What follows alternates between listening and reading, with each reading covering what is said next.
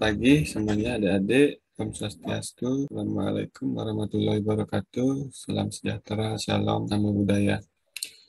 Baik, semoga semuanya dalam keadaan sehat ya adik-adik.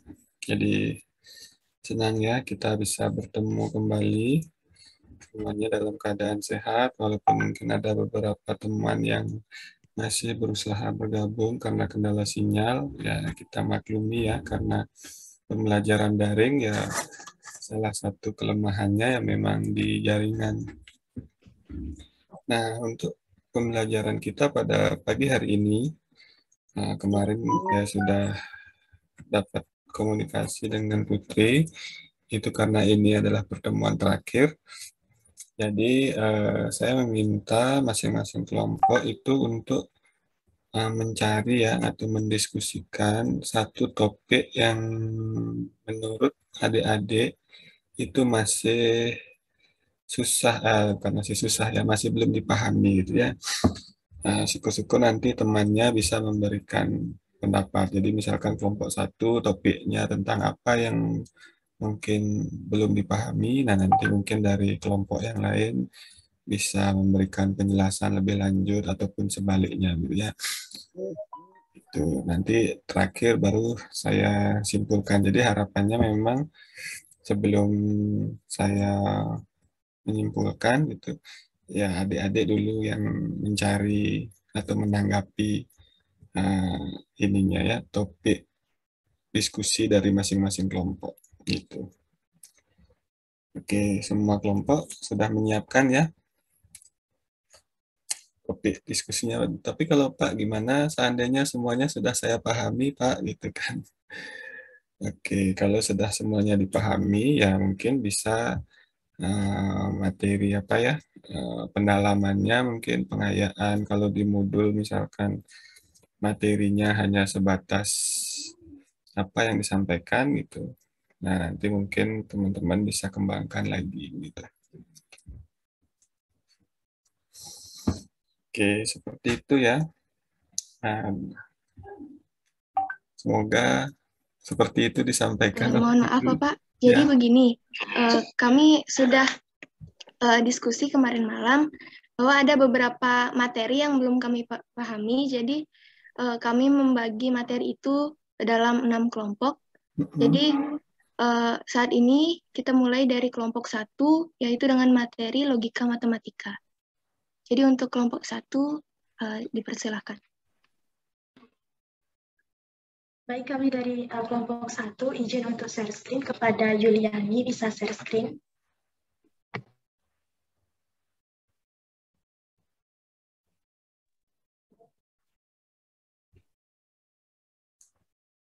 Baik, presentasi akan kami mulai. Sebelumnya, Om Swastiastu. Selamat pagi.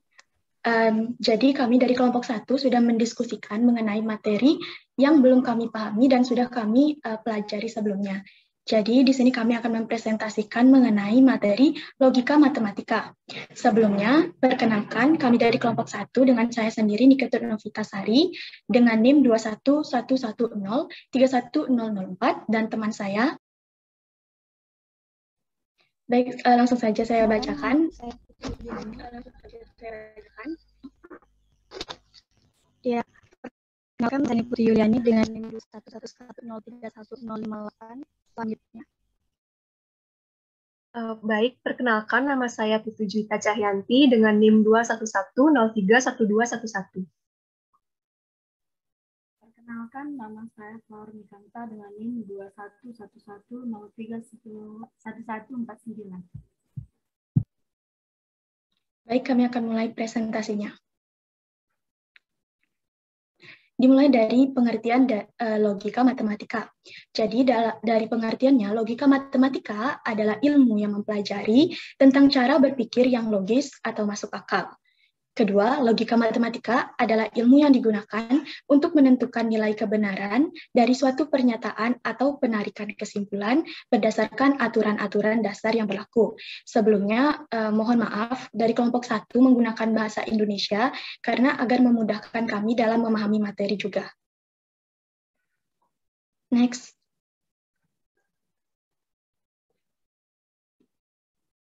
Berikut adalah maps dari materi logika matematika. Dari yang kami bawakan ada materi yang pertama adalah kalimat pernyataan, majemuk, kemudian disjungsi, konjungsi, implikasi, biimplikasi, converse, inverse, kontraposisi, kemudian penarikan kesimpulan, yang mana terdapat silogisme, modus ponens, modus tollens, kemudian dan ingkaran. Next.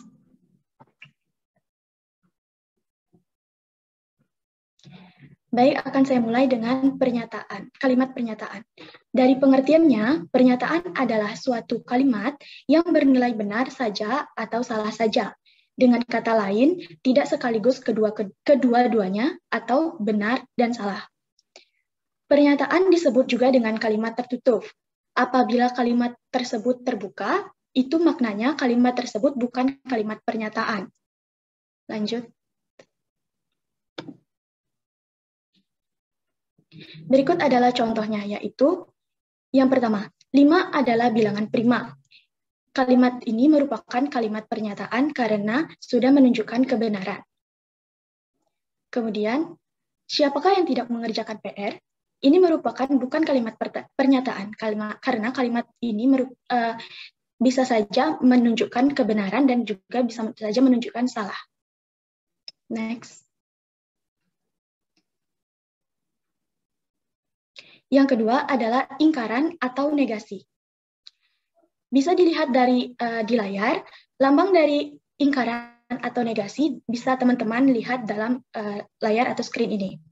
Dan lambang ini dibaca dengan bukan atau tidak. Contohnya adalah yang pertama, tentukanlah negasi dari pernyataan berikut. P, 2 tambah 5 sama dengan 7. Negasi P, 2 tambah 5 tidak sama dengan 7. Berarti ini adalah tidak benar bahwa 2 tambah 5 adalah 7. Kemudian soal yang kedua adalah Ki, semua pelajar berbaju putih. Negasi dari Ki adalah tidak semua pelajar berbaju putih. Atau beberapa pelajar tidak berbaju putih. Atau ada pelajar yang tidak berbaju putih. Next.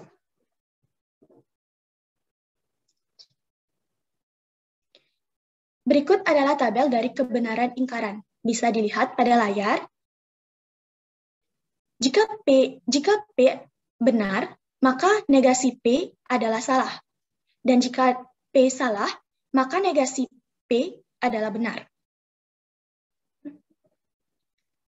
Materi selanjutnya adalah mengenai disjungsi, konjungsi, implikasi, biimplikasi, converse, inverse, kontraposisi, dan penarikan kesimpulan yang akan dilanjutkan oleh teman saya.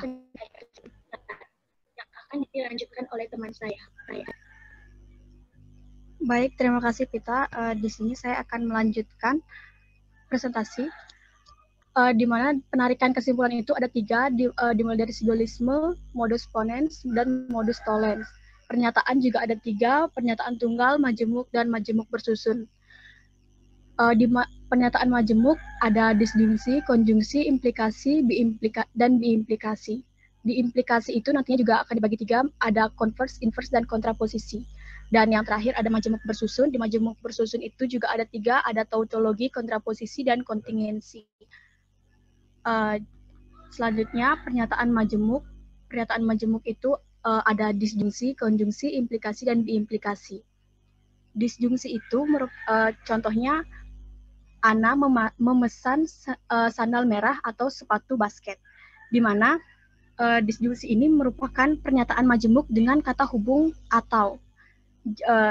Seperti contohnya ini, Ana memesan sandal merah atau sepatu basket.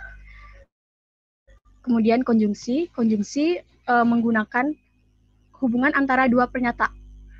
Konjungsi itu menggunakan tanda hubung dan.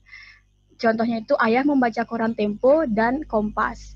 Kemudian implikasi ini hubungan antara dua pernyataan di mana pernyataan kedua itu merupakan konsekuensi logis dari pernyataan pertama. Seperti jika hari ini adalah hari Senin, maka siswa memakai seragam putih-putih. Kemudian biimplikasi. Biimplikasi ini contohnya, aku membawa pensil 2B jika dan hanya jika ujian menggunakan lembar LJK. Jadi di biimplikasi ini menggunakan tanda jika dan hanya jika. Selanjutnya ada tabel disjungsi, konjungsi, implikasi, dan implikasi. Ini merupakan tabel kebenaran dari biimplikasi, disjungsi, konjungsi, dan implikasi. Apabila dimulai dari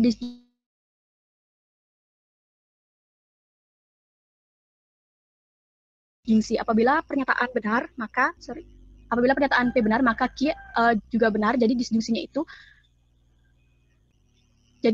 itu juga benar. Konjungsi juga demikian, apabila P benar, Q benar, jadi P dan Q itu benar. Contohnya di konjungsi 3 ada P-nya itu 3 adalah bilangan prima, itu bernilai benar. Kemudian Q 3 adalah bilangan ganjil, itu juga bernilai benar.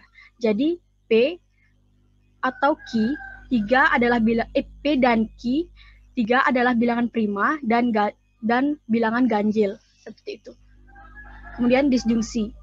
Contohnya itu pernyataan itu paus adalah mamalia, bernilai benar. Q, paus adalah herbivora, pernyataan ini bernilai salah. Jadi paus adalah mamalia atau herbivora yang bernilai benar. Kemudian implikasi. Implikasi pernyataannya itu Andi belajar dengan aplikasi, bernilai benar. Andi dapat belajar di mana saja, bernilai benar. Maka P, jika Andi belajar dengan aplikasi, maka Andi dapat belajar di mana saja. Yang terakhir, biimplikasi. Contohnya, P yang bernilai benar itu 30 kali 20 sama dengan 60, merupakan pernyataan bernilai benar. Kemudian yang Q, 60 adalah bilangan ganjil, itu merupakan pernyataan yang salah. Maka 30 kali 2 sama dengan 60, jika dan hanya jika 60 adalah bilangan ganjil. Ini merupakan pernyataan bernilai salah. Selanjutnya ada implikasi. Implikasi ini ada inverse, converse, kontraposisi, dan ingkaran. Contohnya yang converse, implikasinya itu jika Adi rajin membaca buku, maka Adi ini akan cerdas. Dari implikasi itu, converse-nya dapat jika Adi cerdas, maka Adi itu rajin membaca buku. Kemudian contoh inverse dari implikasi yang tadi, jika Adi rajin membaca buku, maka Adi akan cerdas. Itu merupakan implikasinya. Kemudian inverse-nya, jika Adi tidak rajin membaca buku, maka Adi tidak cerdas. Kemudian kontraposisi. Dari implikasi yang sama, jika Adi rajin membaca buku, maka Adi akan cerdas. Kontraposisinya, jika Adi tidak cerdas, maka Adi tidak rajin membaca buku. Selanjutnya, ini merupakan tabel kebenaran dari implikasi, converse, inverse, dan kontraposisi. Untuk contoh dari converse, inverse, kontraposisi, dan ingkaran lebih lanjut akan dijelaskan oleh rekan saya. Terima kasih. Baik, di sini saya akan menjelaskan contoh dari converse, inverse, kontraposisi, dan ingkaran. Jadi contohnya yaitu tentukanlah converse, inverse, kontraposisi, dan ingkaran dari pernyataan jika ABCD bujur sangkar, maka semua sisinya sama panjang. Diketahui P, ABCD bujur sangkar, Q semua sisinya sama panjang. Lalu jawabannya converse key, yaitu jika semua sisinya sama panjang, maka ABCD bujur sangkar. Lalu inversnya, jika ABCD bukan bujur sangkar, maka semua sisinya tidak sama panjang. Lalu kontraposisi, jika semua sisinya tidak sama panjang, maka ABCD tidak bujur sangkar. Lalu ingkaran, ABCD bujur sangkar dan semua sisinya tidak sama panjang. Baik, di sini saya akan menjelaskan penarikan kesimpulan. Istilahnya diantaranya yaitu terdapat premis, konklusi, dan argumen dengan pola modus ponens, modus tollens, dan silogisme. Konklusi sebaiknya diturunkan dari premis-premis. Jika premis yang digunakan benar, maka konklusi akan bernilai benar. Keabsahan argumen dapat ditunjukkan dengan bantuan tabel. Berikut contohnya, tunjukkan dengan tabel kebenaran. Premis 1, jika P maka Q. Premis 2, P, maka konklusinya adalah Q. Jadi jawabannya, jika P maka Q atau P maka Q benar. Bisa dilihat tabel kebenarannya pada screen berikut. Pola penarikan kesimpulan. Yang pertama yaitu terdapat modus ponens. Premis 1 yaitu jika P maka Q. Premis 2 P, maka konklusinya adalah Q. Dibaca jika diketahui jika P maka Q benar dan P benar, maka disimpulkan Q benar.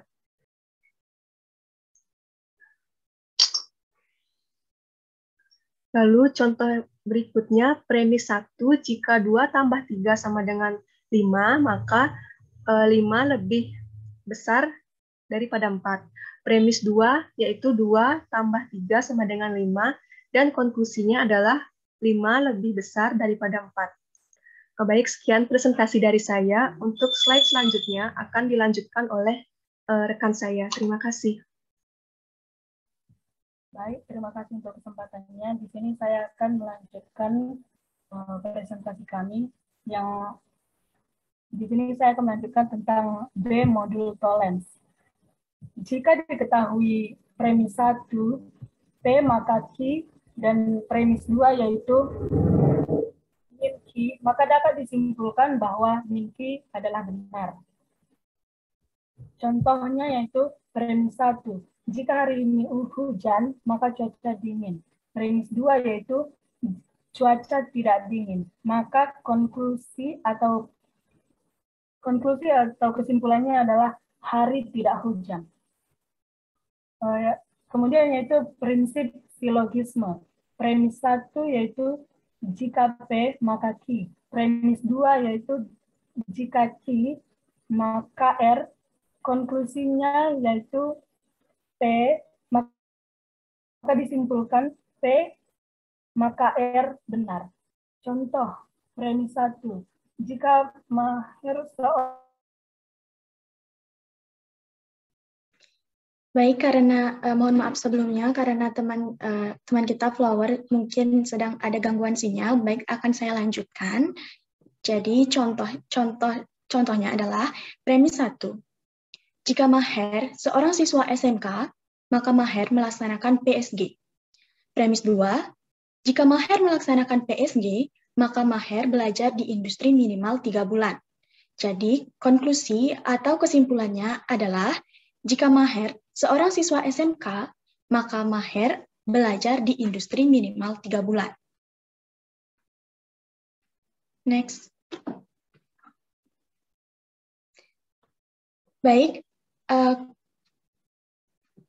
Baik, karena itu merupakan slide terakhir, sekian dari presentasi kami mengenai logika. Namun untuk saya sendiri, saya memiliki pertanyaan Bapak, karena saya sendiri dan teman-teman belum memahami sepenuhnya materi logika. Jadi untuk saya sendiri, saya masih keliru dengan materi yang disjungsi, konjungsi, implikasi, dan biimplikasi. Apabila Bapak berkenan untuk menjelaskannya secara detail, kami mohonkan. Terima kasih. Oke, baik. Ya, adik-adik, jadi tadi sebenarnya kalau dilihat materinya itu kan sudah cukup detail begitu kan. Hanya saja kadang-kadang kalau belajar matematika itu kan ya kita baca bisa seperti itu, tapi mungkin pernah berpikir kok bisa seperti itu. Nah, kan mungkin pertanyaannya seperti itu ya. Nah, kalau di matematika kok seperti itu, tidak seperti ini gitu kan. Atau misalkan kenapa kalau konjungsi kok dia benar jika hanya ketemu dengan benar dan benar gitu kan.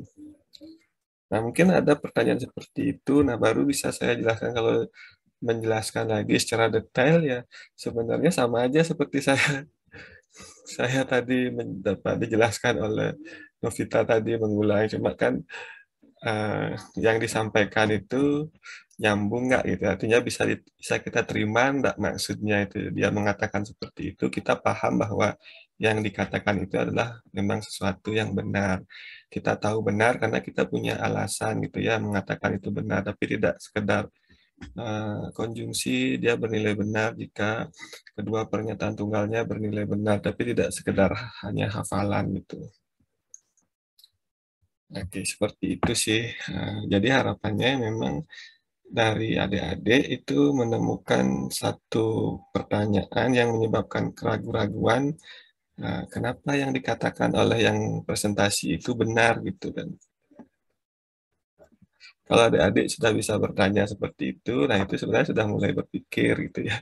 Tapi kalau hanya menerima-nerima saja, ya susah juga gitu.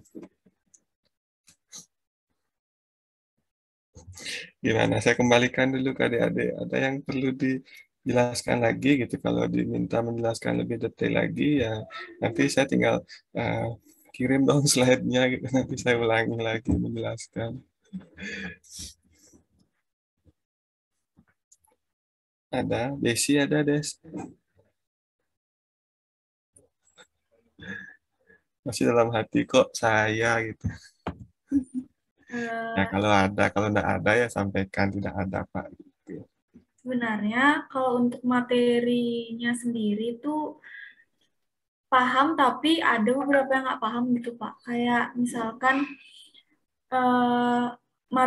materinya tuh kan banyak jenisnya. Nah itu ada beberapa yang nggak paham, tapi lebih ke semua sih nggak paham. Sebentar, ini dah timbul dua pernyataan yang saling bertolak belakang yang buat saya bingung. Beberapa, ya benar sih secara apa namanya kuantor gitu kan. Kalau tidak semua, beberapa, hampir semua pun itu bisa dikatakan kuantornya kuantor eksistensial ya. Jadi ada 1 dari 10 ada 9, nah itu termasuk eksistensial gitu kan. Tapi hampir ke semua gitu kan. Oke. Nah kalau ditanya dari 10 materi ada 9 yang tidak dipahami, apa saja yang 9 itu? Bingung lagi ya. Maaf sebelumnya Pak, jadi kan kita kemarin disuruh milih materi-materi mana saja yang kita belum paham gitu. Terus kita udah pilih, nah kebetulan yang kita pilih itu emang rata-rata materinya tuh belum kita pahami gitu Pak. Jadi di sini kita mau izin Bapak untuk menjelaskan lebih detail lagi tentang materi-materi yang kita pilih pada hari ini gitu loh Pak.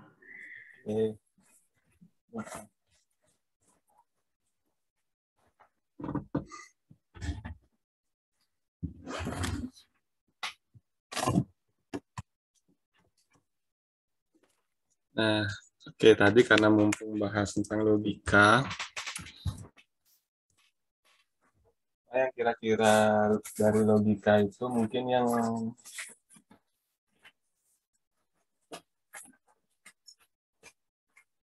yang masih membuat Desi bingung. Oke. Ini untuk yang Desi dulu ya. Nanti teman-teman yang lain kalau misalkan beda misalkan dengan Desi, oh Desi Kesulitannya di sini, saya di sini nanti bisa disampaikan.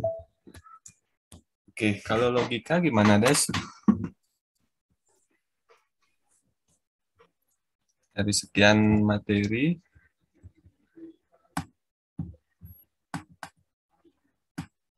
lebih nggak paham yang ke inverse itu Bapak. yang ini ya, converse, inverse, kontraposisi itu ya. Ya, pembagiannya itu kayak yang mana yang salah, yang benar gitu. Ya. Ini gara-gara bapaknya nanya kan gitu. Bingung biar ada aja ditanya gitu ya. Ribut. Biasa sudah.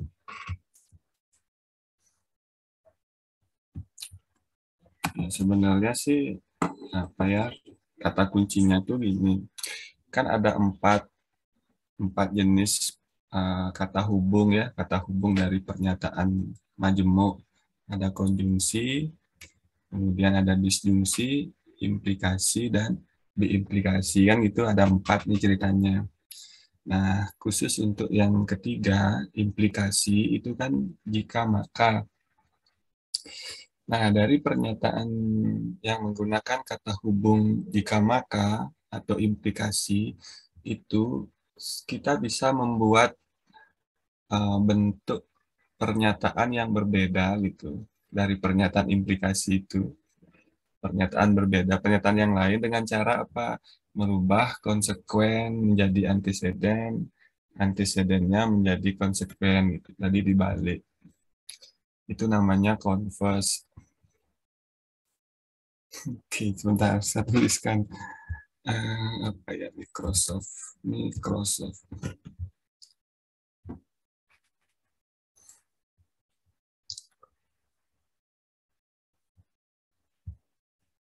Sebentar ya, ini laptop saya agak lambat sekarang.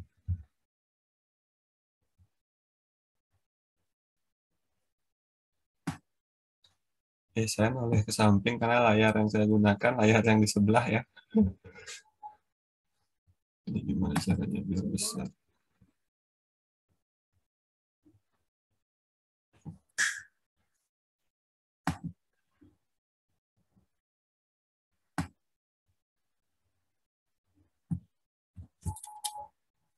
Oke, saya share screen, teman-teman sudah muncul ya. Oke, gini. Pertama, ini kan kita punya implikasi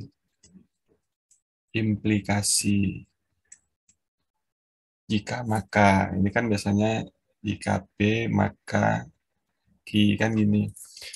Nah, dari implikasi jika P maka Q itu kita bisa membuat beberapa pernyataan majemuk yang baru gitu. Dengan cara apa?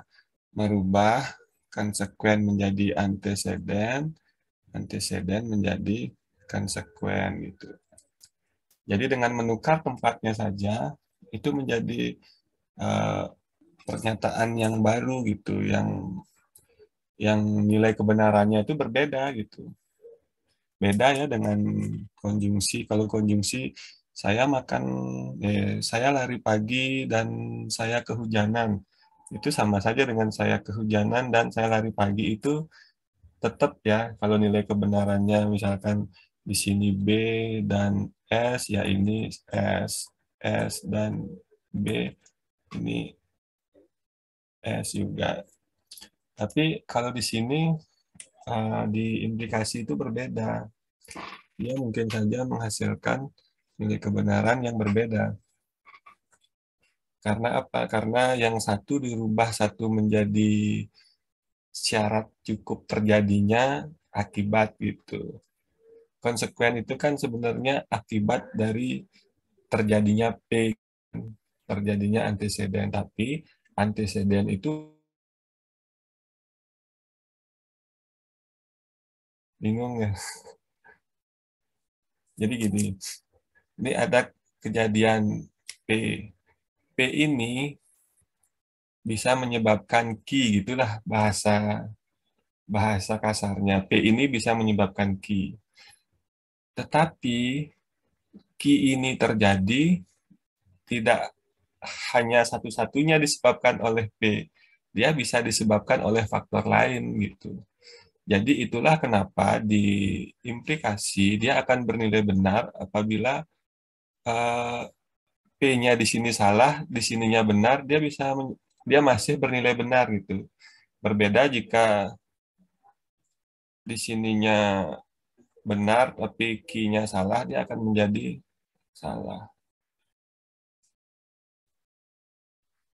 Nah, berbeda seperti ini. Ini terjadi tapi akibatnya tidak terjadi, itu salah gitu. Berbeda ya. Sedangkan untuk yang lain benar-benar dia akan benar. Begitu ya, coba diingat-ingat. Siapa tahu saya salah. Ini khusus untuk implikasi benar-benar, benar salah, salah benar, salah salah. Nah, ini akan benar, benar salah salah, salah benar, benar salah salah benar. Coba dicek, coba tahu saya yang terlupakan gitu.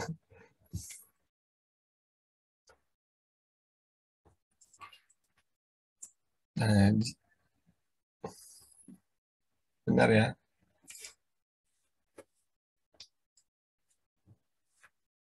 Atau ada yang terbalik.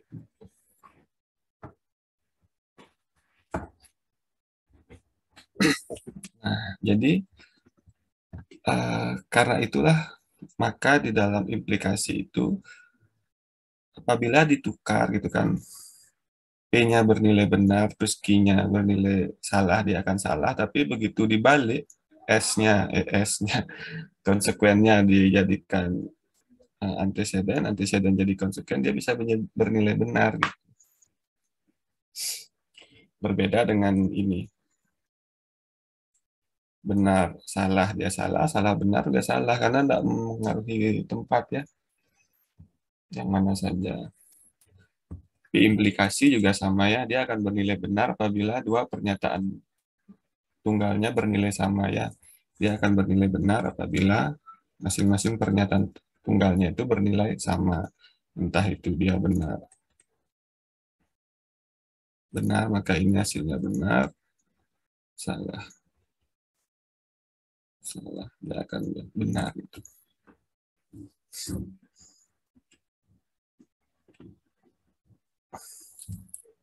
Oke, kita lanjut ke converse. Converse itu ya tinggal membalik ini ya, membalik Q jadi P, P jadi Q. Terus kalau inverse ya tinggal dinegasikan saja gitu ya. Negasi dari pernyataan implikasinya. Kalau kontraposisi ya inverse dari converse. Ya sebenarnya itu saja sih ininya, konsepnya. Saya izin bertanya, Pak. Ya, silakan. Apa ada cara mudah untuk menghafal atau memahami tabel kebenaran, Pak? Supaya saya kan banyak, nanti pasti lupa-lupa gitu. Oh. Nah, kalau menghafal itu kemungkinan akan bisa lupa. Saya pun kalau menghafal lupa. Hanya saja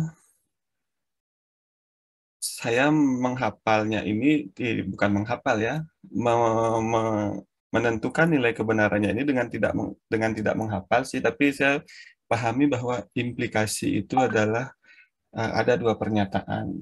Pertama itu adalah anteseden atau bisa dikatakan sebagai penyebab. Ini salah. Penyebab itu ya. Kemudian penyebab ini bukan penyebab satu-satunya, dia hanya sebagai syarat cukup ya.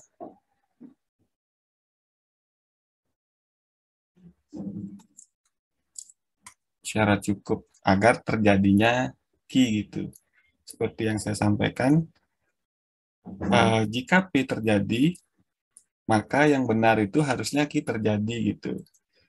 Tetapi apabila Q terjadi, P ini tidak harus terjadi sebenarnya gitu. Karena apa? Karena P ini bukan satu-satunya hal gitu yang menyebabkan terjadinya terjadinya P gitu. Contoh misalkan badan berkeringat. Atau jangan badan berkeringat lah, badan basah gitu kan.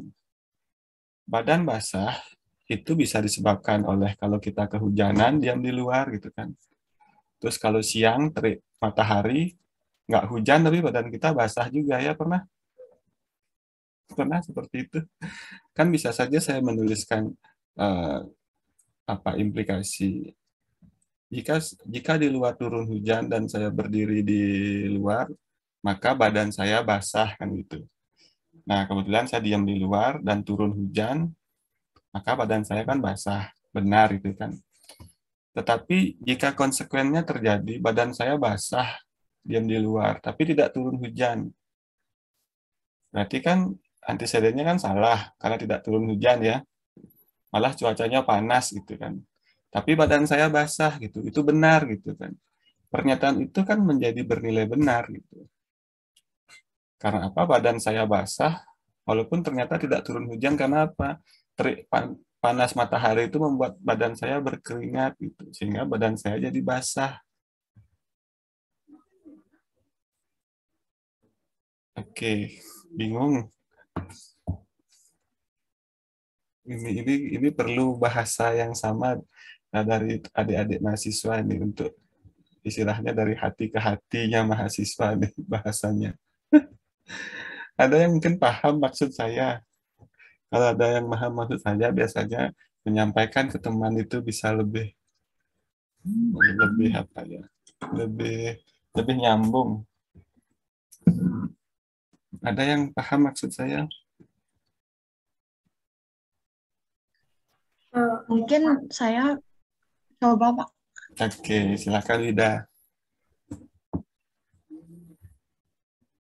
Oke, jadi kalau untuk implikasi ini, saya coba jelasin pakai contoh soal.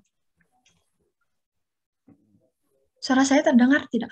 Iya, terdengar Wida. Nah, misalkan ada sebuah pernyataan seperti ini. Jika hari ini hujan, maka Bella membawa payung. Kemudian hari ini hujan itu kita sebut dia sebagai P. Kemudian Bella membawa payung itu sebagai Q-nya. Nah, setelah itu pada tabel kebenaran yang tadi dituliskan yang pertama kan pernyataan pernyataan P benar, kemudian Q benar, maka pernyataan tersebut akan bernilai benar. Maksudnya jika P, yaitu hari ini hujan, itu terjadi, maka Q itu harus terjadi juga. Jika hari ini hujan, maka Bella membawa payung. Nah, itu kan pernyataannya benar. Kemudian untuk yang selanjutnya, pernyataan P benar dan Q salah, atau P-nya terjadi, tetapi Q-nya tidak terjadi. Itu akan menimbulkan nilai pernyataan yang salah. Misalnya, hari ini hujan, namun Bella tidak membawa payung. Nah, pernyataan tersebut bernilai salah. Karena jika hujan kan otomatis harusnya kita membawa payung, seperti itu. Untuk tabel yang ketiga, yaitu pernyataan P bernilai salah dan pernyataan Q bernilai benar. Nah, contohnya masih sama. Jika hari ini tidak hujan, itu pernyataan P-nya bernilai salah. Nah, payung. Kan pernyataan Q-nya ini terjadi. Itu pernyataan yang tadi saya sebutkan, hari ini tidak hujan, namun Bella membawa payung. Itu memiliki nilai pernyataan yang benar. Karena seperti yang Bapaknya katakan tadi, kita kan membawa payung itu tidak selalu ketika hujan turun. Bisa saja karena cuacanya tersebut panas. Bapaknya tadi juga bilang, apabila P terjadi, maka Q harus terjadi. Namun apabila tidak terjadi, maka namun apabila pernyataan P-nya tidak terjadi, tetapi bisa saja pernyataan Q-nya itu terjadi karena tidak, maksudnya P itu bukan satu-satunya penyebab yang bisa menyebabkan pernyataan Q-nya terjadi. Seperti contohnya yang tadi. Jika hari ini tidak hujan, Bella membawa payung. Maka pernyataan tersebut bernilai benar. Dan kemudian untuk tabel yang terakhir adalah tabelnya pernyataan P itu salah, Q salah, maka nilai pernyataannya adalah benar. Contohnya, jika hari ini tidak hujan, Bella tidak membawa payung. Seperti itu, maka P-nya kan salah, tidak hujan, dan Q-nya juga salah, Bella tidak membawa payung, maka nilai pernyataan tersebut benar seperti itu. Karena jika tidak hujan kan tidak membawa payung. Sebisanya saya menangkap seperti itu, Bapak. Mohon maaf jika ada kesalahan. Terima kasih. Iya, makasih Wida. Ya, jadi ya mungkin hampir sama ya dengan apa yang saya sampaikan. Oke, atau saya coba tidak menggunakan istilah benar salah ya, tapi kalian coba jawab pertanyaan-pertanyaan saya dari ilustrasi ini. Oke, sebentar saya share screen lagi. Oke, misal siapa ini ya? Oke, Putri Desi lah. Misal Desi dan siapa ini? Dita. Ini ada dua sepasang ya. Sepasang anak muda. Mahadita. Gak apa-apa ya, saya pakai namanya ya Mahadita. Kalau keberatan saya ganti dengan yang lain. Gak apa-apa, Pak.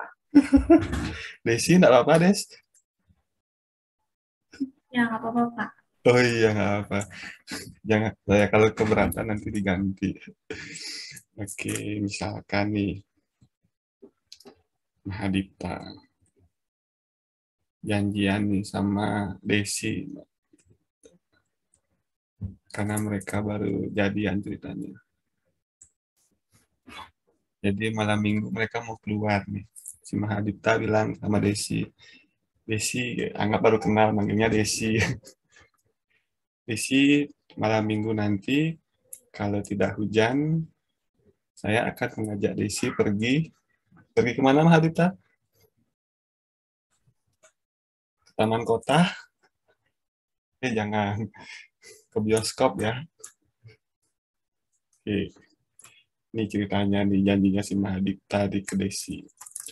Kalau malam minggu nanti tidak hujan, saya akan, Mahadita akan mengajak Desi pergi ke bioskop.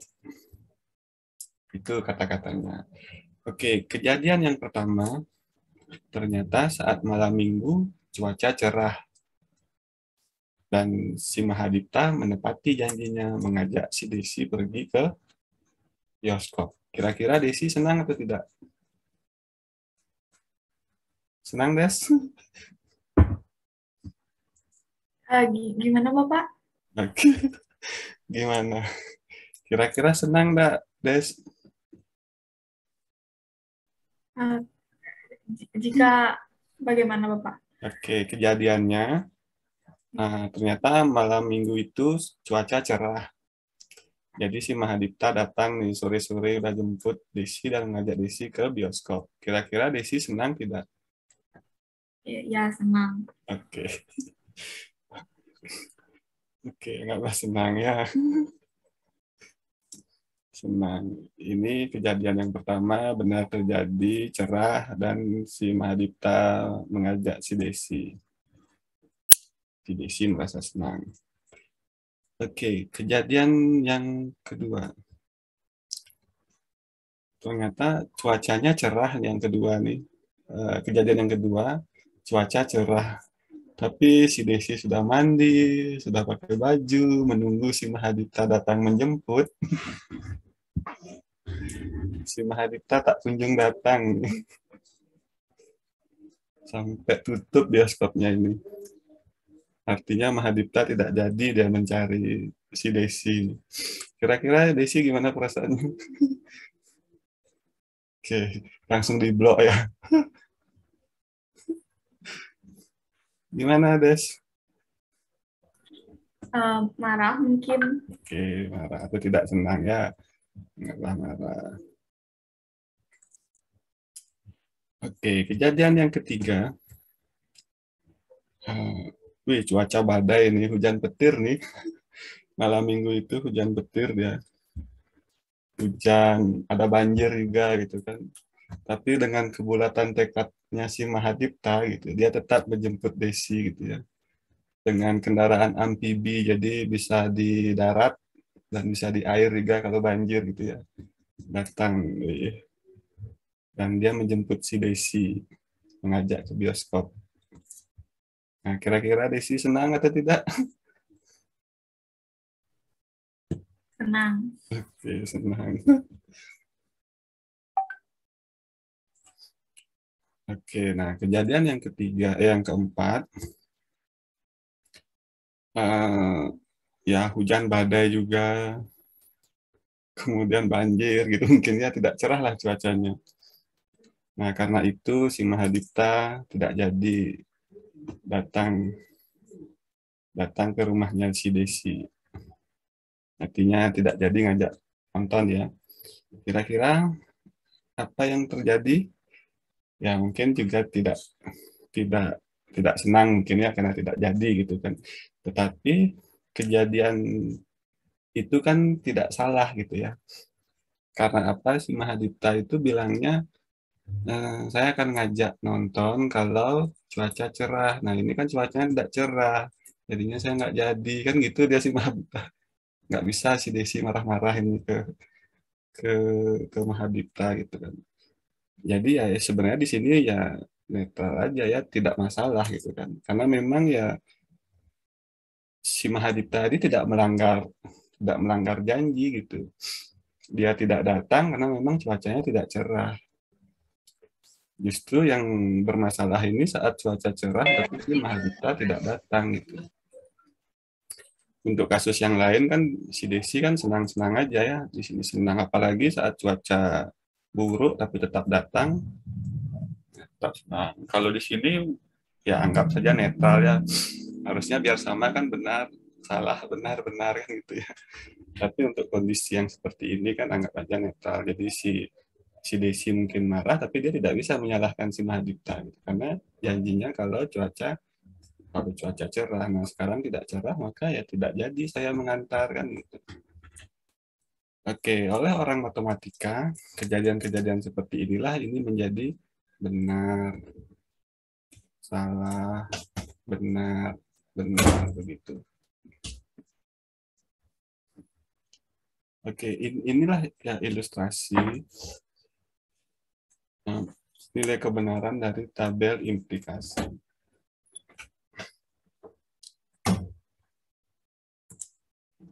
Kira-kira seperti itu gimana? Bapak, saya ingin bertanya.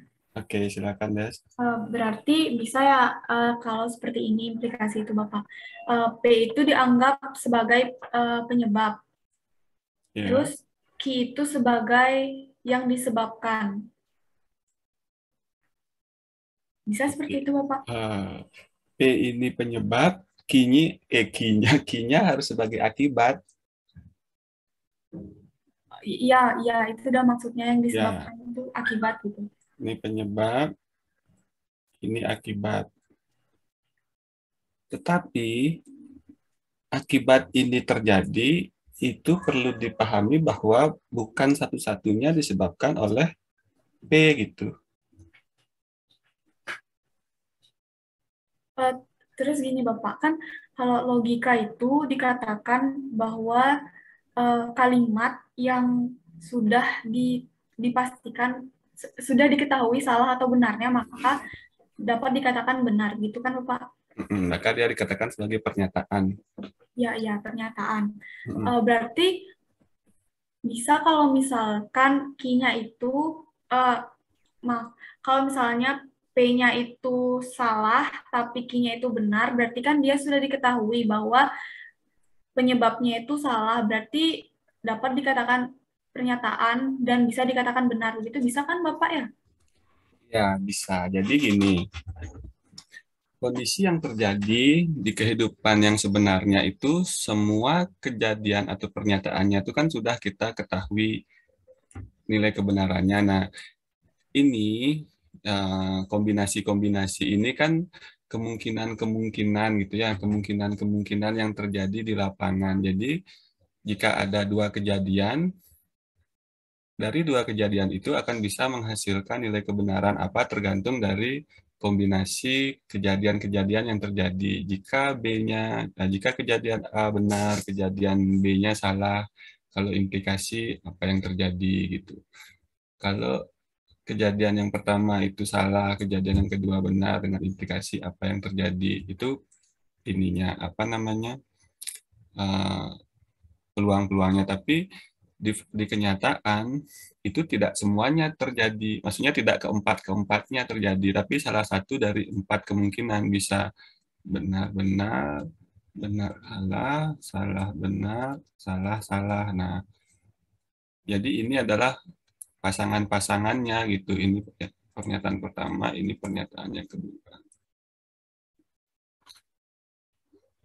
Jadi bisa seperti ini. Kalau di kenyataan ya salah satu dari kemungkinan-kemungkinan ini yang terjadi. Oke, gitu. Izin bertanya, Bapak. Oke, silakan. Siapa Elsa? Kan di aturan pembuktian kondisional itu dikatakan bahwa akan diperoleh premis tambahan. Itu maksudnya bagaimana ya, Pak? Oke. Premis tambahan itu apabila kita ada ini ya, kalau tadi kan dua apa namanya, premis 1, premis 2. Nah, biasanya itu ada pernyataan-pernyataan yang sampai premis 3 premis 4. Nah, itu kita menggunakan premis tambahan nanti. Jadi, kita sederhanakan supaya menjadi formula yang kita punya. Misalkan formula yang kita punya itu adalah formula silogisme, modus ponen, ataupun silogisme gitu. Jadi, kita bawa ke bentuk itu. Nah, cuma kalau kita di PGSD, kita tidak sampai membahas sampai di sana. Masih dasar-dasarnya. Yang kita punya itu kan cuma itu saja ya. Modus ponen, habis itu modus tolen, sama silogisme. Nah, kalau ada pernyataan yang tidak memenuhi kriteria itu, misalkan jika P maka Q, kemudian P, maka kan kesimpulannya Q gitu kan. Tapi jika ada lagi tambahan seperti yang lain, jika P maka Q, jika ini maka ini gitu misalkan, terus apa kesimpulannya? Nah, itu kita perlu bawa dia ke bentuk silogis modus ponen gitu, dengan cara menyederhanakan lagi pernyataan yang tadi kita ketahui. Seperti itu. Cuma kalau di modul itu tidak ada contoh soalnya karena memang kita tidak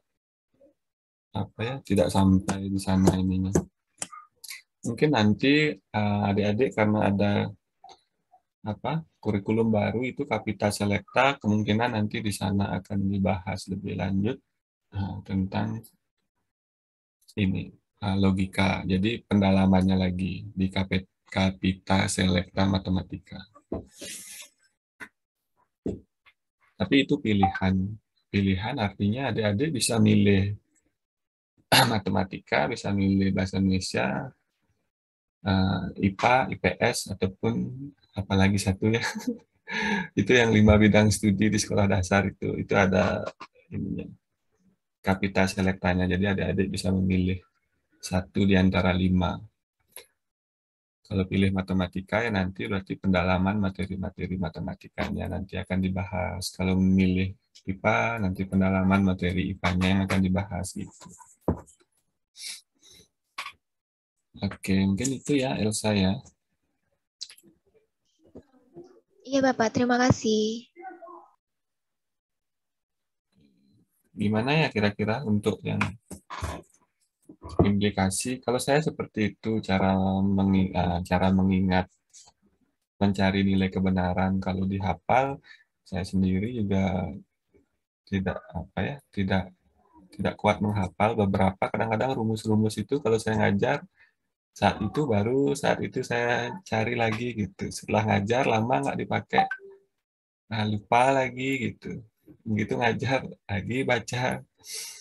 Karena memang tidak kuat menghafal, tapi ya sebisa mungkin saya pahami dulu konsepnya apa, sehingga saat saya membaca materinya itu baru, ada pertanyaan lagi, itu saya bisa ya paling tidak menjelaskan lah dari mana itu terjadinya gitu. Sih kalau saya, apalagi saya ngajar di PGSD itu sangat jarang, ini tumben saya ngajar matematika, biasanya ngajarnya yang pendidikan aja. Matematika. Dan tumben juga ngajar di kelas Singaraja gitu. Biasanya ngajarnya yang kelas Denpasar saja.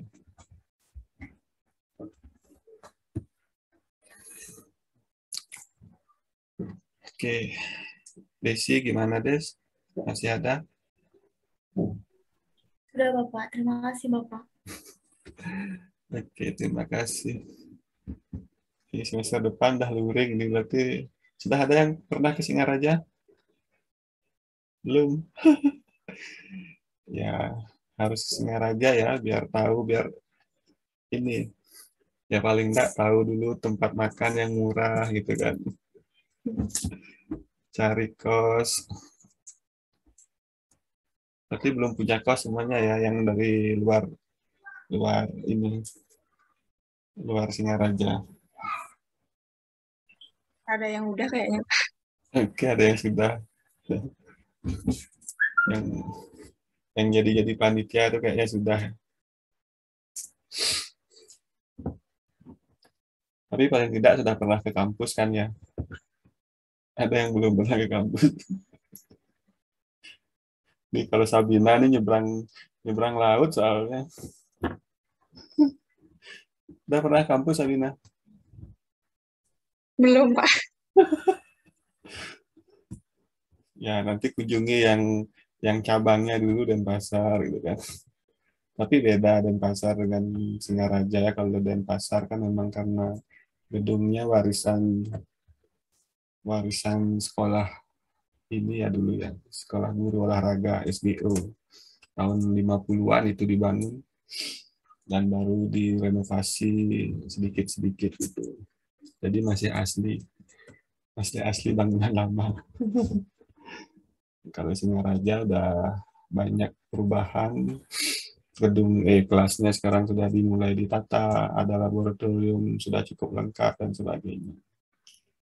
Ya, nantinya fasilitas lebih baik di kampus pusat ya.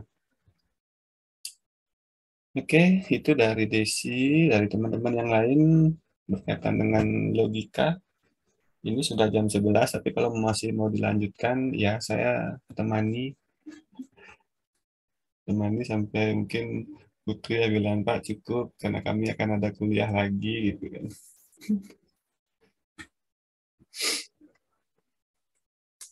Gimana? Ada lagi? Ya, biasanya kalau nggak ditunjuk langsung ya nggak ada ya. Tapi kayak tadi Desi, kalau ditunjuk ya tiba-tiba bekerja, berpikir, mencari pertanyaan gitu. Walaupun mungkin kadang-kadang yang sudah paham ditanyakan lagi gitu. Karena namanya disebut.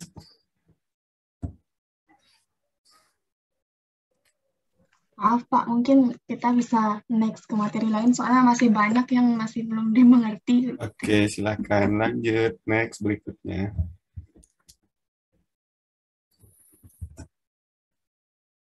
Ini saya menganut sistem merdeka belajar nih. Jadi kita merdeka. Teman-teman mau belajar apa, saya akan temani.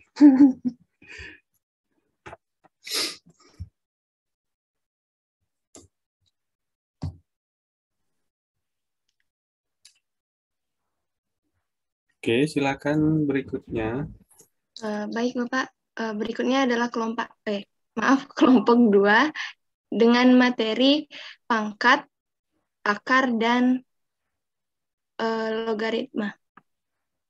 Oke. Atau mungkin gini, kalau menjelaskan seperti kelompok 1 tadi kan mungkin lama pasti ya. Langsung saja berupa penjelasan di bagian apa yang kira-kira memang belum dipahami gitu kan. Nah, itu mungkin bisa ditanyakan nanti. Ya, siapa tahu temannya ada yang bisa menjelaskan, nanti dijelaskan dulu oleh temannya. Kalaupun tidak, ya nanti kita sama-sama.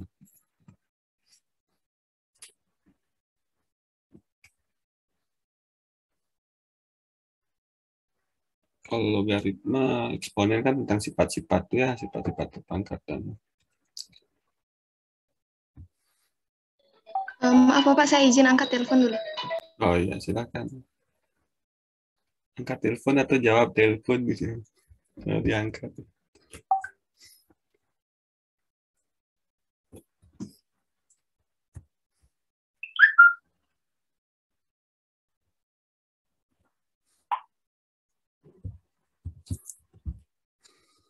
Ayo sambil nunggu Putri. Siapa berikutnya?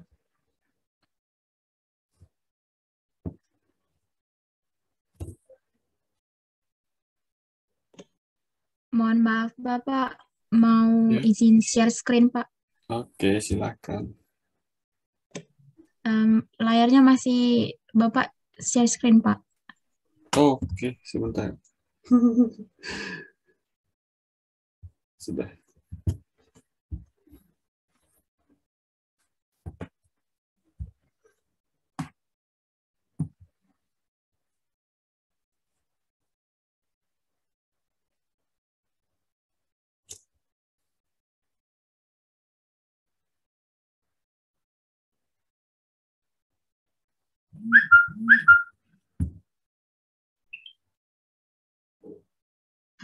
Baik Bapak.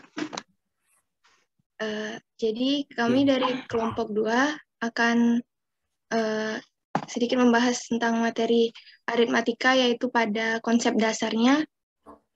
Sebenarnya konsep dasar aritmatika itu kan ada 3. Ada perpangkatan, akar, sama logaritma. Jadi di paling kami karena ingin mempersingkat waktu, jadi kami hanya ingin membahas sedikit tentang logaritma saja. Dan karena logaritma ini kami belum paham betul apa itu logaritma dan bagaimana pengoperasi. Jadi logaritma ini adalah kebalikan dari perpangkatan. Jika perpangkatan itu A pangkat C sama dengan B, maka dapat dinyatakan logaritmanya itu A logaritma log B sama dengan C. Dengan syarat A lebih besar dari 0 dan A tidak sama dengan 1. Oke, next.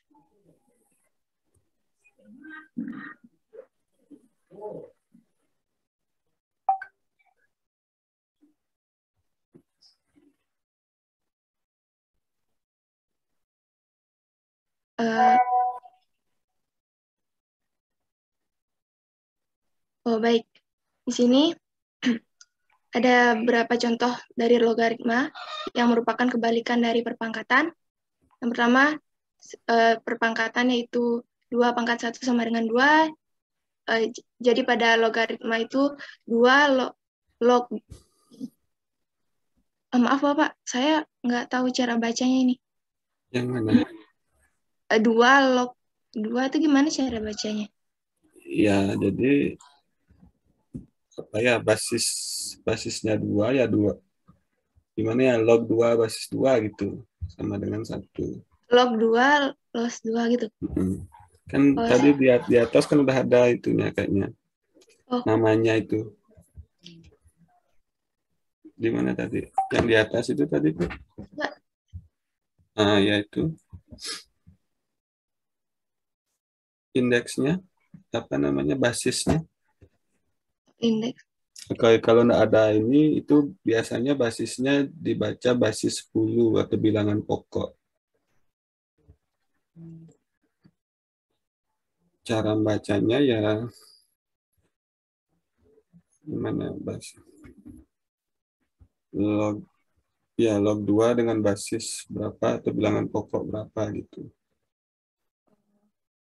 Kalau yang 10 baru biasanya langsung log 100, log berapa gitu. Tapi kalau yang tidak 10, ya misalkan log 100 basis atau bilangan dengan bilangan pokok berapa, 2, 3, dan sebagainya.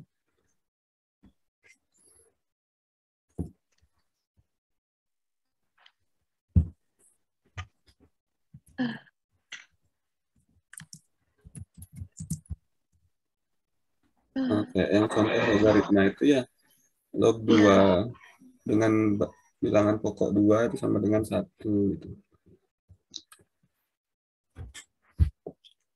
Ada juga. Oke, langsung aja dah, enggak apa-apa. 2 log 2 gitu.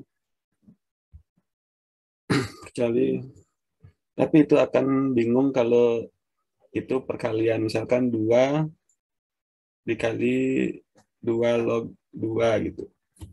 Coba, ngerti maksudnya? Oke, coba saya share screen dulu ya.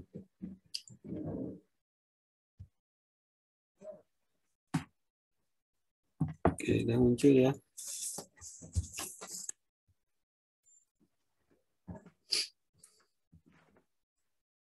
Oke. Nah, kalau di sini ini kan 2 log berapa, misalkan 2 itu kan sama dengan 1. Nah, ini kan namanya basis. Basis. Jadi kalau basisnya tidak 10 ya biasanya kita sebutkan basisnya. Jadi kayak ini log 2 dengan bilangan pokok 2 gitu. Atau misalkan 3 log 2 sama dengan berapa ini? Ini bacanya log 2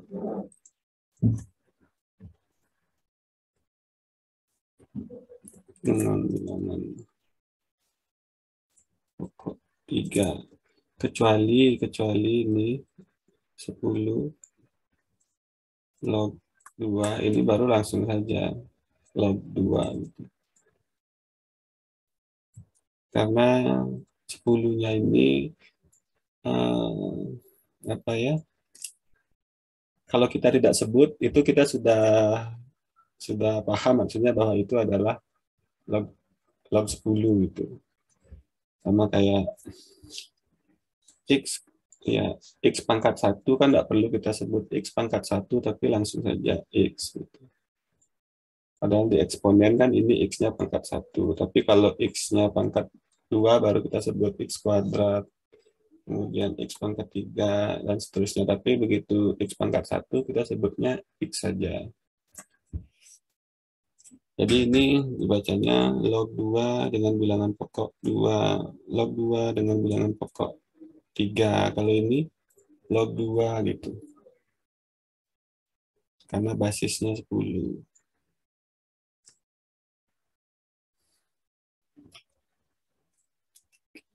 Oke, bisa ya dibedakan ya, ya benar dah Putri. Gimana Put? Bisa dibedakan?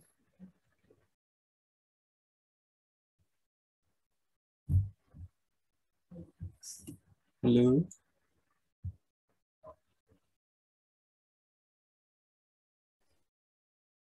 Iya Pak, bisa dipahami tadi. Oke. Ya tergantung basis bilangan pokoknya ya. Kalau bilangan pokoknya 10 langsung saja, enggak masalah.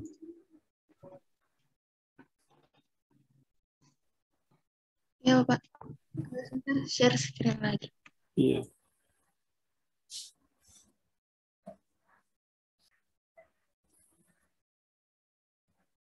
Halo Putri.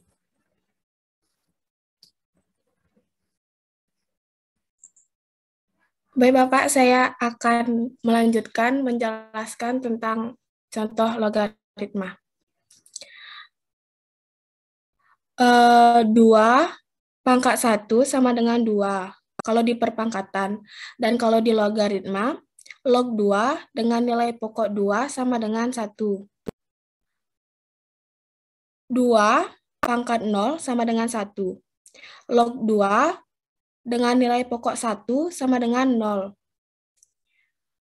2 pangkat 3 sama dengan 3. Di logaritma, log 2 dengan nilai pokok 8 sama dengan 3. 2 pangkat min 3 sama dengan 8. Di logaritma, log 2 sama dengan min 3.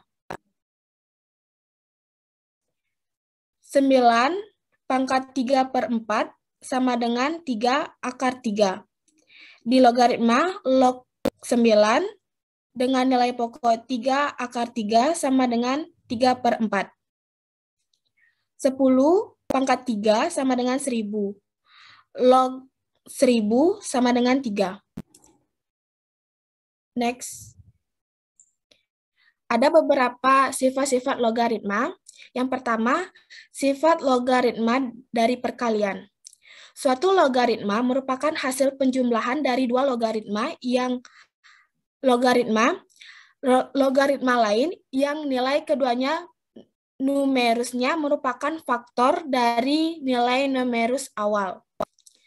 Contoh, log A P dikali Q sama dengan log A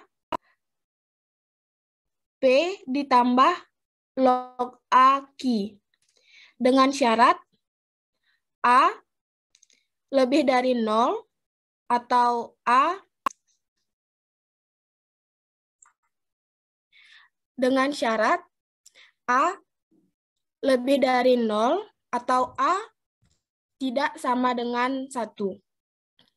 P lebih dari 0 dan Q lebih dari 0. 2. Perkalian logaritma. Suatu logaritma A dapat dikalikan dengan logaritma B jika nilai numerus logaritma A sama dengan nilai bilangan pokok logaritma B. Hasil perkalian tersebut merupakan logaritma baru dengan nilai bilangan pokok sama dengan logaritma A. Dan nilai numerus sama dengan logaritma B. Berikut modal sifat logaritmanya. Log A dengan nilai pokok B dikali log B dengan nilai pokok C sama dengan log A dengan nilai pokok C. Dengan syarat A lebih dari 0 dan B tidak sama dengan 1. Ketiga, sifat logaritma dari pembagian suatu logaritma merupakan hasil pengurangan dari dua logaritma lain yang nilai kedua numerusnya merupakan pecahan atau pembagian dari nilai numerus logaritma awal. Contoh P per Q. Log A dengan nilai pokok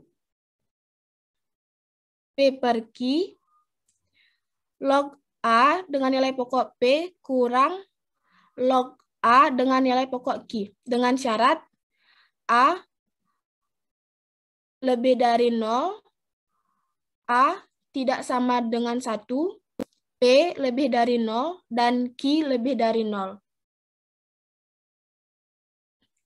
Keempat, sifat logaritma berbanding terbalik. Suatu logaritma berbanding terbalik dengan logaritma lain yang memiliki nilai bilangan pokok dan numerusnya saling bertukaran. Contoh, log A dengan nilai pokok B sama dengan 1 per log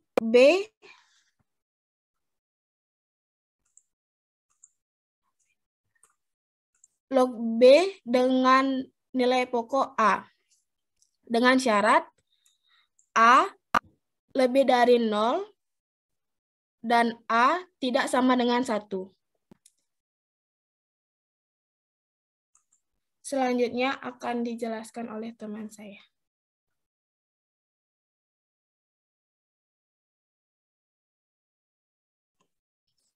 Sifat yang selanjutnya ialah logaritma berlawanan tanda. Suatu logaritma berlawanan tanda dengan logaritma yang memiliki numerusnya merupakan pecahan terbalik dari nilai numerus logaritma awal.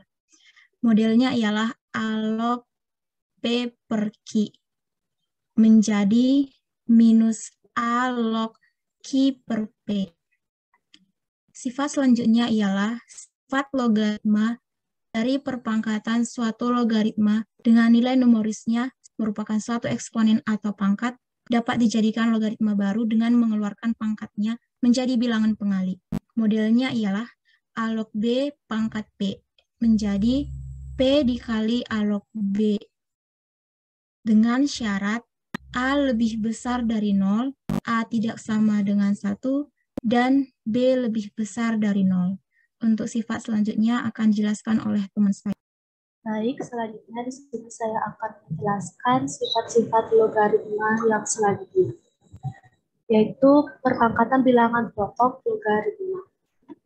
Suatu logaritma dengan nilai bilangan pokoknya merupakan suatu eksponen atau pangkat dapat dijadikan logaritma baru dengan membuat pangkatnya menjadi bilangan pembagi.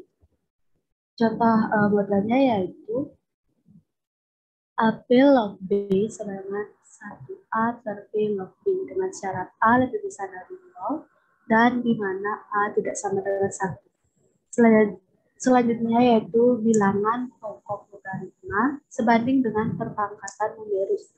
Suatu logaritma dengan nilai numerisnya merupakan suatu eksponen atau pangkat dari nilai bilangan pokoknya memiliki hasil yang sama dengan nilai pangkat numeris tersebut. Berikut merupakan model sifat logaritmanya yaitu A log AB sama dengan B dengan syarat A lebih besar dari 0 dan A tidak sama dengan 1. Next.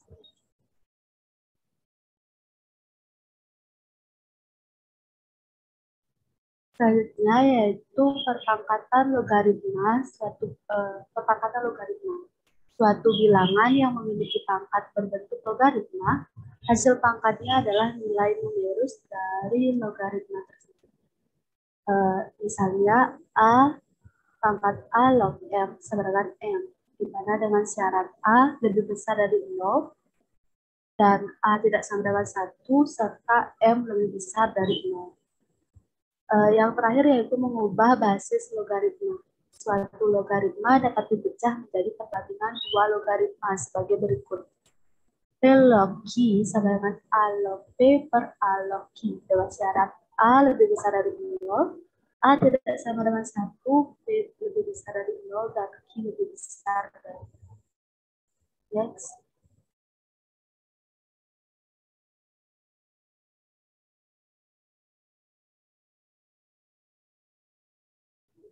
Terakhir di sini ada contoh soal logaritma. Misalnya jika B sama dengan A pangkat 4, nilai A dan B positif, maka nilai A log B dikurang B log A adalah. Untuk pembahasan diketahui bahwa B sama dengan A pangkat 4, maka dapat disubstitusikan ke dalam perhitungan. B dikurang B log A sedangkan A log A pangkat 4 dikurang A pangkat 4 log A, di mana A log B dikurang B log A sama dengan 4 dikali A log A dikurang 1/4 dikali A log A. A log B dikurang B log A sedangkan 4 dikurang 1/4. Maka didapatkan bahwa A log B dikurang B log A sama dengan 3/4. Jadi dapat disimpulkan bahwa nilai dari A log B dikurang B log A pada soal tersebut adalah 3/4. Sekian pemaparan dari kelompok 2 mengenai logaritma. Apakah ada pertanyaan atau? Ya, silakan teman-teman yang lain. Ada yang perlu diklarifikasi? Mohon maaf Pak. Ya. Dikarenakan materi ini yang belum kami ketahui atau belum kami mengerti, jadi apa Bapak bisa menjelaskan sedikit lebih jelas lagi mengenai logaritma ini? Karena sebagian besar dari kami belum mengerti bagaimana pengoperasiannya. Terima kasih. Oke. Nah, ini dah. Tadi kan sebenarnya sudah sudah disampaikan ya materinya. Nah, bisa nggak dibalik tanya yang belum dipahami itu mengoperasikan apa, terus dari yang sudah diberikan apa tadi ya, contoh itu apanya kira-kira yang perlu dijelaskan. Coba Put. Nah, contoh soal untuk latihan, misalkan hitunglah berapa logaritma dari 1000 gitu ya. Gitu mungkin, atau misalkan berapa nilai dari sekian log sekian gitu. Itu atau bagaimana? Saya izin bertanya, Pak, boleh? Iya, boleh. Kalau misalnya menghitung logaritma dengan bilangan yang banyak gitu, misalnya 2000, 3000, apa ada cara cepatnya lagi gitu? Saya bertanya cara cepatnya lagi supaya nanti kan perlu waktu untuk apa?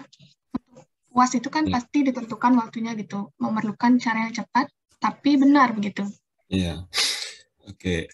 Sebenarnya kalau soal atau bilangannya besar, itu kita bisa saja menyederhanakan ya.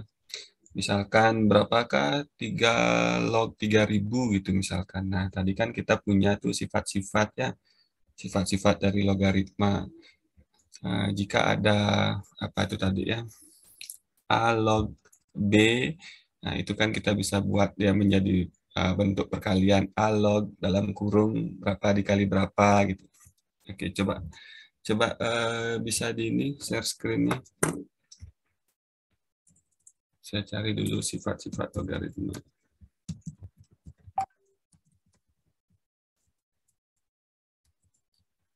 Oke, siapa tadi yang bertanya? Saya lupa. Era ada ini. Misalkan contoh soal. Misalnya kalau yang ribuan, 1000, 2000, 3000 itu kan sudah biasa gitu. Misalnya 2700 misalnya atau berapa yang ada angka-angka banyak gitu, Pak. Pak. Oke. Nah, sebenarnya kalau soal sih yang penting kita tahu konsepnya, itu bilangan berapapun sebenarnya sama. Hanya saja dalam membuat soal juga kita kadang-kadang angkanya nggak bisa ngawur gitu loh, kalau untuk menerapkan sifat-sifat dari logaritma. Misalkan berapa tadi ya, 2700. Kayak dia mau jadi bentuk yang sederhana ya, berapa sih nilai dari logaritma? Nah, basisnya 10 ya, kalau 10 ya, Raya. 2700 ini ya. Oke, 2700 ini ya bisa kita sederhanakan menjadi berapa kali berapa dulu kira-kira. Kalau 2700, 27 kali. 9 kali berapa? Atau 27 kali 100. 9 kali 300. 9 kali 300. Nah, ini sebenarnya juga belum bisa ya. Kenapa? Karena kita punya bilangan basisnya 10 di sini. Karena nanti 10 pangkat berapakah? Jadi intinya gini, kita kan punya bilangan nih log B. Nah, log B-nya ini ceritanya nanti akan kita ubah menjadi log perkalian. Ini B-nya, bilangan B-nya ini kita rubah jadi bentuk perkalian kan itu. Misalkan perkalian berapa kali berapa, itu kan X dikali Y kan gitu. Itu sudah tujuannya. Kemudian dari X kali Y ini kita punya sifat juga. Nah, ini nantinya akan menjadi log X ditambah log Y kan gitu. Nah, harapannya X dan Y-nya ini kita ketahui lognya gitu. Kalau kayak gini 9 kali 100 nanti kan jadinya log 9 ditambah log 300. Nah, log 9 ini kita bingung juga berapa nilainya gitu. Itu yang saya maksudkan dengan konsepnya sebenarnya sama. Yang penting kita bisa menggunakan sifat-sifat yang ada di logaritma itu untuk menyederhanakan menjadi bentuk yang mudah kita kerjakan gitu. Tapi ya dalam menentukan itu soalnya kadang-kadang emang nggak boleh ngawur gitu. Kalau maksudnya soalnya ngawur tuh angkanya ya. Angkanya itu yang, oke. Kalau 2000 kira-kira kali berapa lagi ya?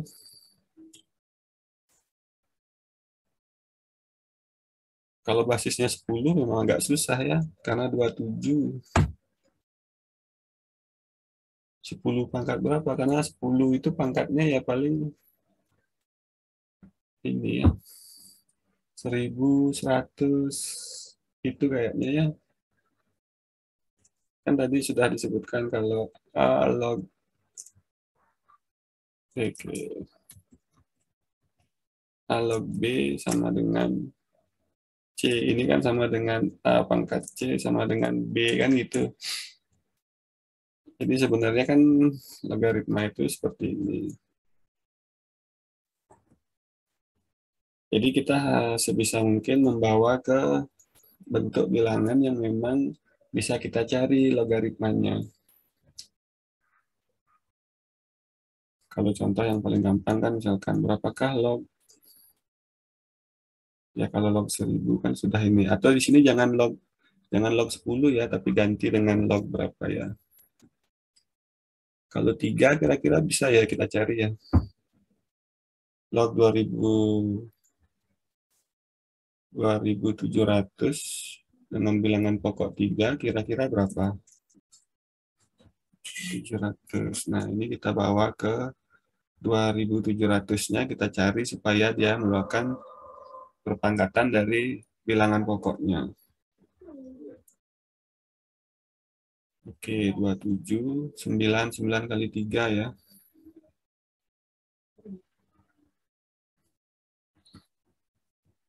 Mungkin 900 kali 3 atau 9 kali 300. Oke, 900 kali 3. Cuma 900 ini 3 log 3. Kan nanti jadinya 9 kali 100. Nah, 100-nya jadinya nggak bisa gitu loh.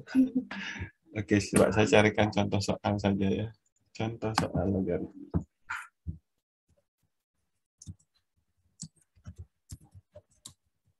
Bikin soal ternyata ini agak susah.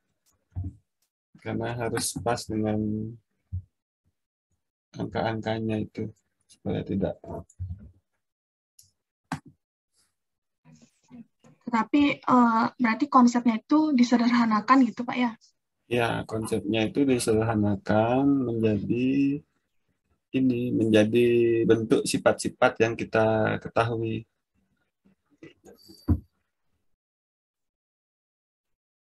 Kayak gitu.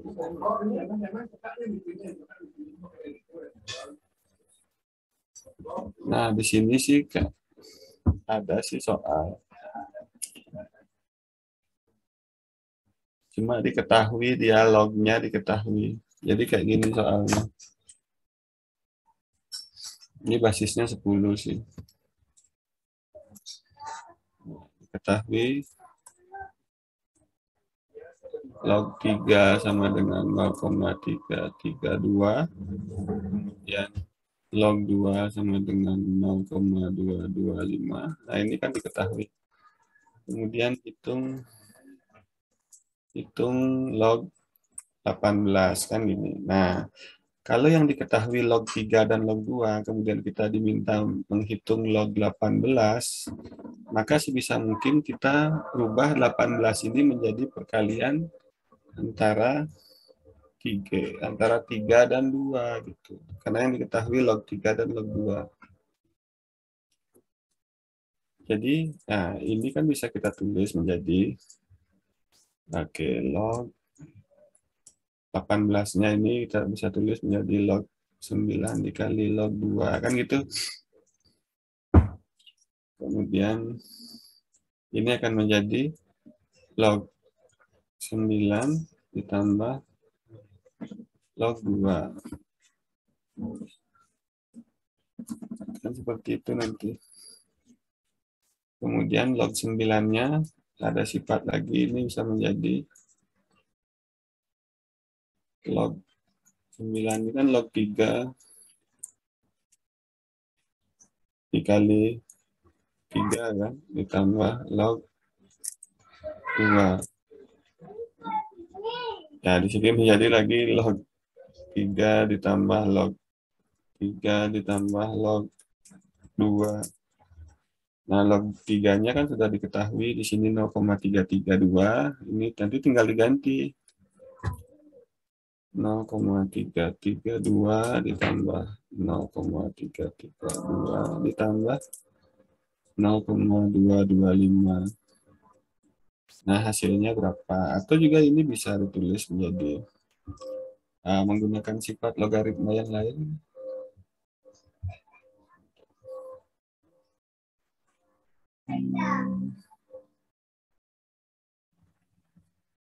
Oke, kayak gitu dulu. Siapa tadi yang bertanya ya?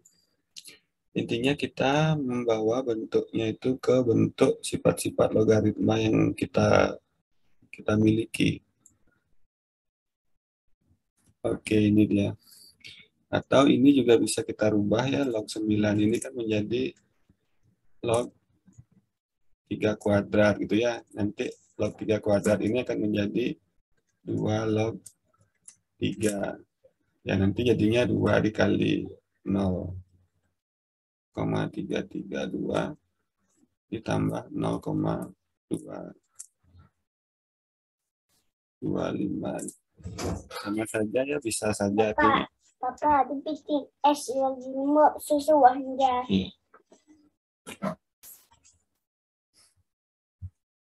Ya, intinya gimana kita membawa persoalan itu ke bentuk ini, sifat-sifat logaritma yang kita ketahui. Ya, kalau ini memang harus dihafal sifat-sifatnya karena dia sifat-sifat. Dalam matematika yang perlu dihafal itu sifat-sifat, definisi itu perlu dihafal. Cuma kalau sifat-sifat ini bisa hafal kalau kita memang sering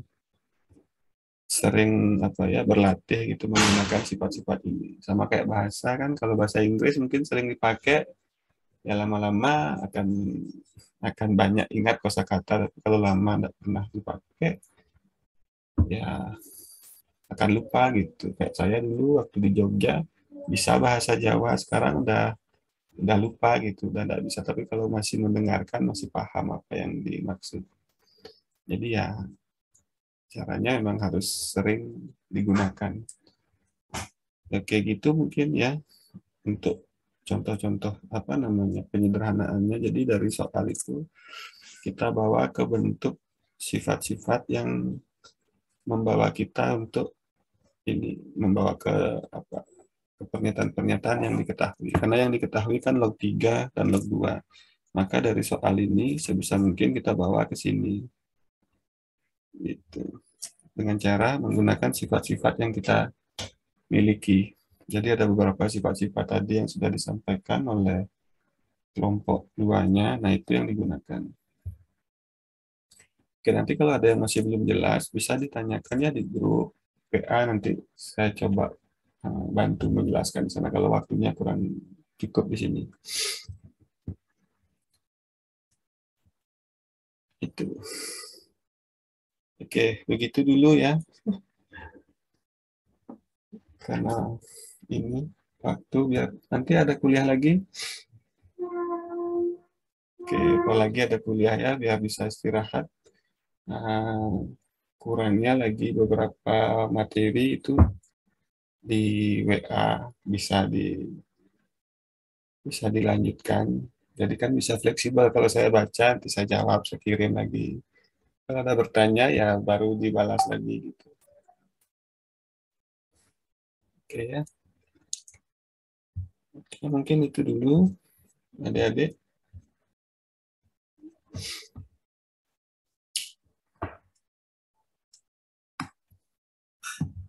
Ada lagi sebelum ini kita akhiri dulu atau kita cukupkan, sudah pukul 11.54 supaya adik-adik bisa siap-siap untuk kuliah berikutnya.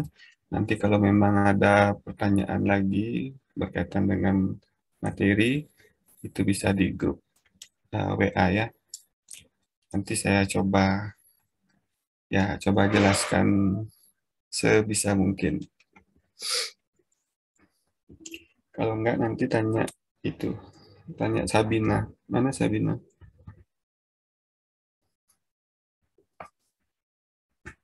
Ya Sabina ya, nanti bisa tanya Sabina nanti. Iya, Pak. Oke, adik-adik, cukup sekian dulu ya untuk pertemuan kita. Jadi kita masih punya waktu 1 minggu sebelum UAS. Jadi adik-adik kalau mau bertanya bisa melalui grup WA itu ya. Kalau di e-learning boleh nanti di info ya. Pak, di e-learning saya post ini. Tolong komentari itu. Oke, adik-adik mohon maaf ya karena waktu dan ya kita ada jadwal lagi gitu kan. Jadi adik-adik biar bisa istirahat dan mempersiapkan ke Vicon berikutnya. Jadi untuk hari ini kita cukupkan dulu. Nanti kurang-kurangnya ya mau dimaafkan. Kalau mau dilanjutkan pertanyaan-pertanyaannya itu bisa disampaikan di grup WA-nya. Oke, hari ini cukup sekian ya. Saya akhiri pembelajaran hari ini dengan barang Santi.